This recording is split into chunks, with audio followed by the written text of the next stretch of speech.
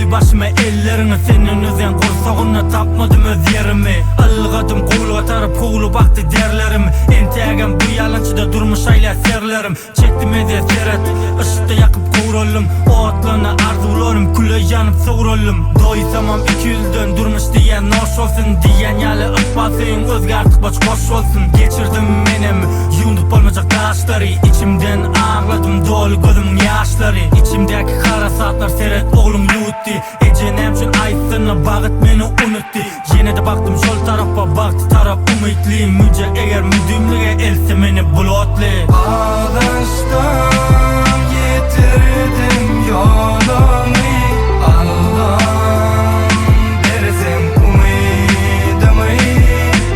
Ağdaştan getirdim yolumu, Allah'ım versin umudımı.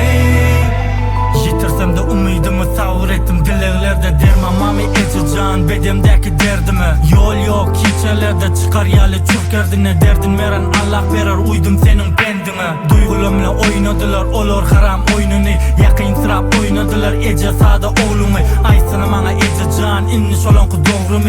Doğasıyla sevgi sözün yürendim ben doğrusu. Yürüyen yollarımda nemçin yapık kapılar. Gözlesimde şeri yerden meselemi tam tapılar. Şu sapar men günahsız, kim çaklasa çaklasın. Ne mi deyin ececan beterinden saklasın. Şu tümlük mü ececan ya da şulan bağıt mı? Kemme zadı pul çözemi ya aysana vağıt mı? O birem bakası ya da bari yalan mı? Ya da men başaramok ya da dünya yaman mı?